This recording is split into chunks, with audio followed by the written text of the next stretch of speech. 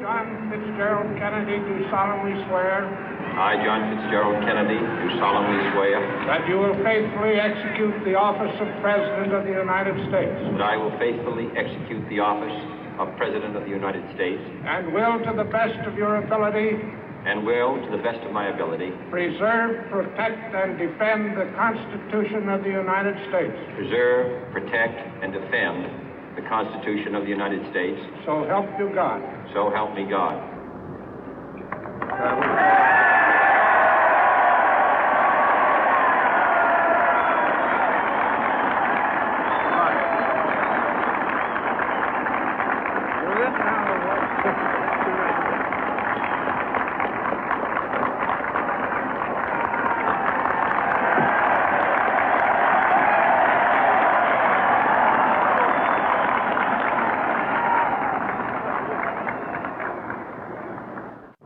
Vice President Johnson, Mr. Speaker, Mr. Chief Justice, President Eisenhower, Vice President Nixon, President Truman, Reverend clergy, fellow citizens.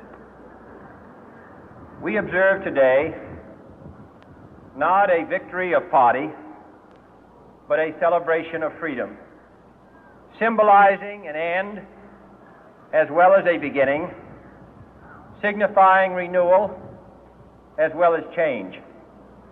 For I have sworn before you and Almighty God the same solemn oath our forebears prescribed nearly a century and 3/4 ago. The world is very different now, for man holds in his mortal hands the power to abolish all forms of human poverty and all forms of human life. And yet the same revolutionary beliefs for which our forebears fought are still at issue around the globe. The belief that the rights of man come not from the generosity of the state, but from the hand of God. We dare not forget today that we are the heirs of that first revolution. Let the word go forth from this time and place to friend and foe alike that the torch has been passed to a new generation of Americans born in this century, tempered by war, disciplined by a hard and bitter peace, proud of our ancient heritage, and unwilling to witness or permit the slow undoing of those human rights to which this nation has always been committed and to which we are committed today at home and around the world.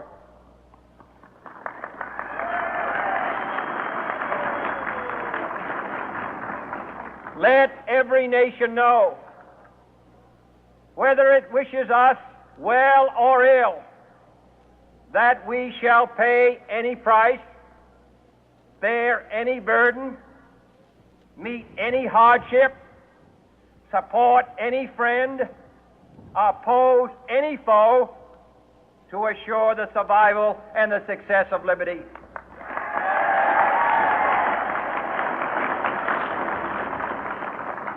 This much we pledge and more. To those old allies whose cultural and spiritual origins we share, we pledge the loyalty of faithful friends. United, there is little we cannot do in a host of cooperative ventures. Divided, there is little we can do, for we dare not meet a powerful challenge at odds and split asunder. To those new states whom we welcome to the ranks of the free, we pledge our word that one form of colonial control shall not have passed away merely to be replaced by a far more iron tyranny. We shall not always expect to find them supporting our view, but we shall always hope to find them strongly supporting their own freedom, and to remember that in the past, those who foolishly sought power by riding the back of the tiger ended up inside.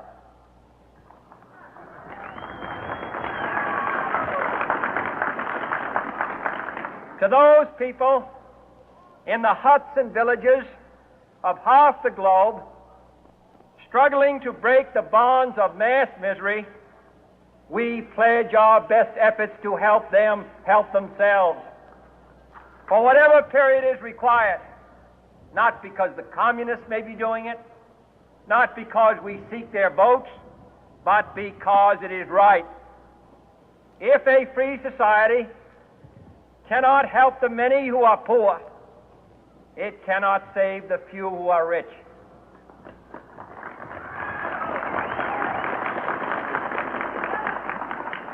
To our sister republics south of our border, we offer a special pledge to convert our good words into good deeds, in a new alliance for progress, to assist free men and free governments in casting off the chains of poverty.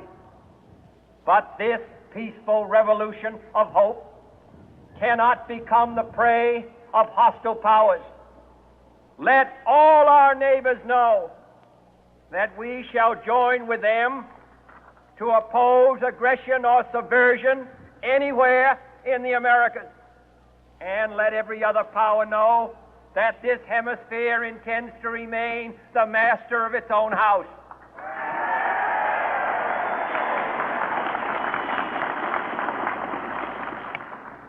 To that World Assembly of Sovereign States, the United Nations, our last best hope, in an age where the instruments of war have far outpaced the instruments of peace, we renew our pledge of support to prevent it from becoming merely a forum for invective, to strengthen its shield of the new and the weak, and to enlarge the area in which its writ may run.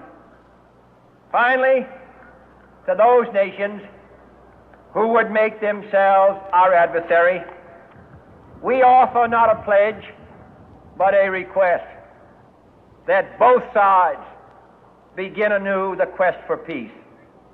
Before the dark powers of destruction, unleashed by science, engulf all humanity in planned or accidental self-destruction, we dare not tempt them with weakness, for only when our arms are sufficient beyond doubt can we be certain beyond doubt that they will never be employed. But neither can two great and powerful groups of nations take comfort from our present course, both sides overburdened by the cost of modern weapons, both rightly alarmed by the steady spread of the deadly atom, yet both racing to alter that uncertain balance of terror that stays the hand of mankind's final war. So let us begin anew, remembering on both sides that civility is not a sign of weakness, and sincerity is always subject to proof. Let us never negotiate out of fear, but let us never fear to negotiate.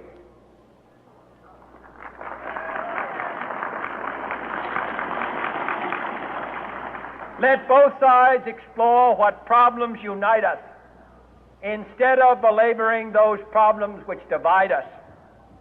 Let both sides, for the first time, formulate serious and precise proposals for the inspection and control of arms, and bring the absolute power to destroy other nations under the absolute control of all nations.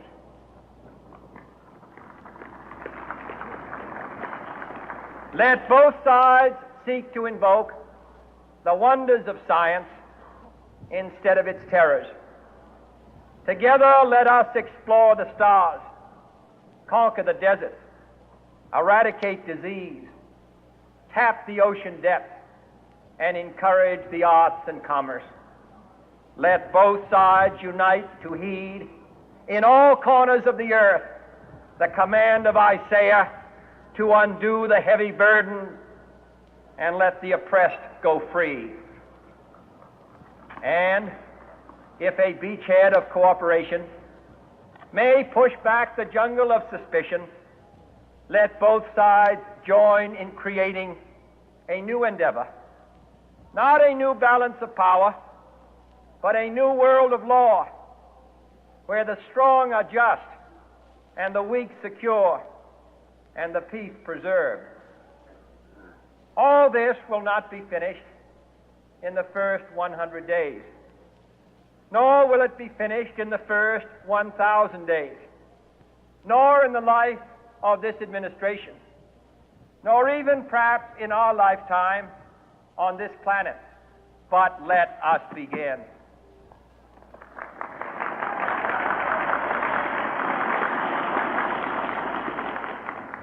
In your hands, my fellow citizens, more than mine, will rest the final success or failure of our course. Since this country was founded, each generation of Americans has been summoned to give testimony to its national loyalty. The graves of young Americans who answered the call to service surround the globe.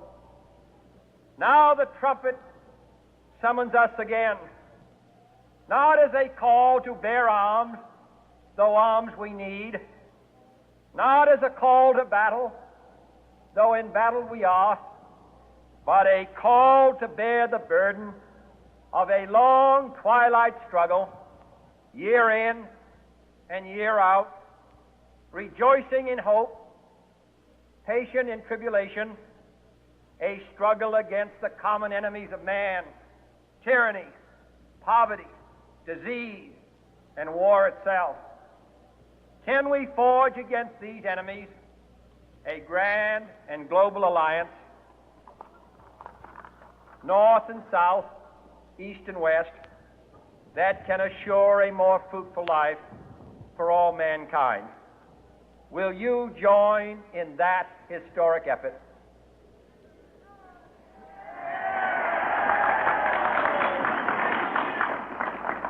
In the long history of the world, only a few generations have been granted the role of defending freedom in its hour of maximum danger. I do not shrink from this responsibility. I welcome it.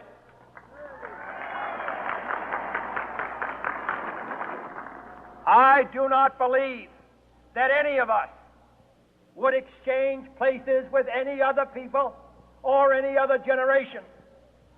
The energy, the faith, the devotion which we bring to this endeavor will light our country and all who serve it. And the glow from that fire can truly light the world. And so, my fellow Americans, ask not what your country can do for you. Ask what you can do for your country.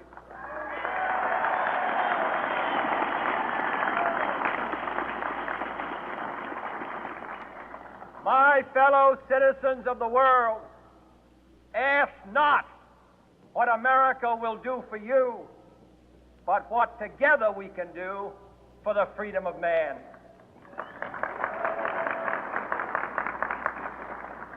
Finally, whether you are citizens of America or citizens of the world, ask of us here the same high standards of strength and sacrifice which we ask of you.